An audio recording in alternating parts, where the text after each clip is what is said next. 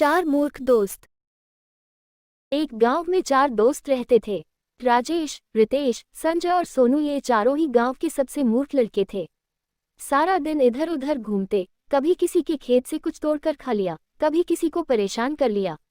गांव के सभी लोग और इन चारों के घर वाले इनसे बहुत परेशान हो गए थे। एक दिन संजय के पिता ने राजेश, रितेश और सोनू के पिता को अपने घर बुलाया और कहा, अपने लड़कों को सुधारने का अब हमारे पास कोई तरीका नहीं बचा है। हमने उन्हें समझाने और सही राह दिखाने की बहुत कोशिश की, लेकिन ना तो वो चारों कुछ काम करते हैं और ना ही अपनी बेवकूफ़ियां करना छोड़ते हैं। इसलिए मैं ये सोचता हूँ कि मेरा एक मित्र शहर में बहुत बड़ा जादूगर है, क्यों नहीं इन चारों को उसके पास भेज दे और उससे इनको जादू सिखाने के लिए बोले। संजय के पिता की यह बात सुनकर बाकी के तीनों बच्चों के पिता मान जाते हैं और कहते हैं, जहाँ इतना कुछ करके देखा वहाँ ये भी करके देख लेते हैं। फिर संजय के पिता अपने मित्र जादूगर से बात करते हैं और चारों लड़कों को एक साथ बुलाते हैं और उनसे कहते हैं, शहर में मेरा एक मित्र बहुत ही बड़ा जादूगर है। मैं तुम चारों को उसके पास भेज रहा हूँ ताकि तुम उससे जादू सीख सको और आगे अपने परिवार की देखभाल कर सको। लेकिन तुम लोगों को वहाँ पर 2 साल तक रहकर जादू सीखना होगा और पूरी मेहनत करनी होगी।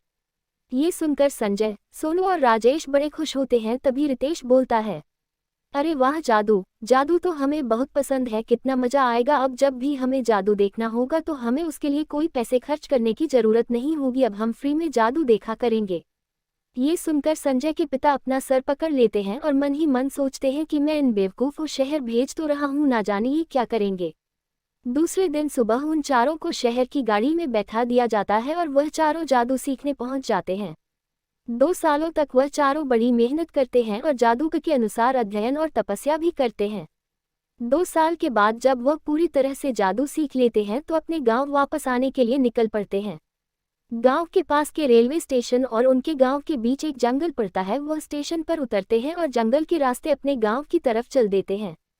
चलते चलते अचानक संजय बोलता है, रुको, मुझे कुछ दिखाई दिया है। संजय की बात सुनकर वह तीनों वहीं रुक जाते हैं और संजय दूसरी दिशा में चल देता है। वहां जाने के बाद संजय अपने तीनों दोस्तों को वहां बुलाता है। वह तीनों वहां जाकर देखते हैं तो उन्हें एक हड्डियों का ढांचा दिखता है। ये देखकर सोनू बोलता है, तूने ये देखकर हमें रुकने को बोला है, अब तू इन हड्डियों का क्या करेगा।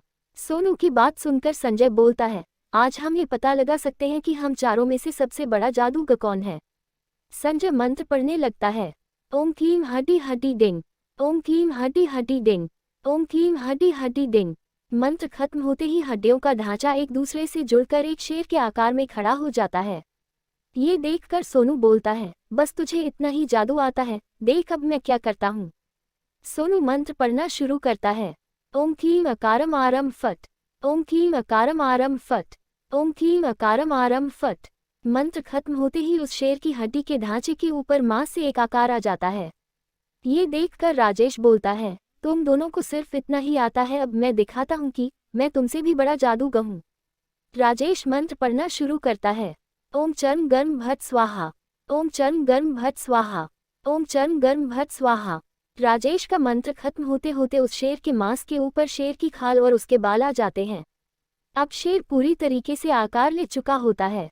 तभी रितेश बोलता है, तुम सब ने तो कुछ नहीं सीखा, मैं तुम सबसे बड़ा जादूगर हूँ, अब मैं तुम्हें अपना जादू दिखाता हूँ। ये बोलकर रितेश मंत्र बोलना शुरू करता है, ओम क्लीम ग्लीम स्लीम फट स्वाहा, ओम क्लीम ग्लीम स्लीम फट स्वाहा, ओम क्लीम ग्लीम स्लीम फट स्वाहा।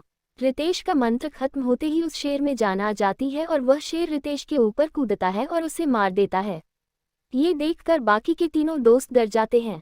फिर शेर राकेश के ऊपर झपटता है और उसे भी मार देता है। इस तरह बारी बारी शेर संजय और सोनू को भी मार देता है और बड़े आराम से खुशी खुशी टहलता हुआ जंगल में चला जाता है। सही समझ के बिना ज्ञान व्यर्थ है। दोस्तों, जब तक हमें किसी भी कार्य को करने की सही समझ नहीं होगी तब तक ऐसा ज्ञान हमारे लिए व्यर्थ है। जिस तरह इस कहानी में चारों लड़कों में ज्ञान तो था लेकिन समझ बिल्कुल नहीं थी और उसी कारण चारों को अपनी जान भी गंवानी पड़ी। इस वीडियो को लाइक एंड शेयर करें और इसी नई नई कहानी सुनने के लिए इस चैनल को सब्सक्राइब करें। सब्सक्राइब करने के लिए बेल आइकॉन पर क्लिक करें। धन्यवाद।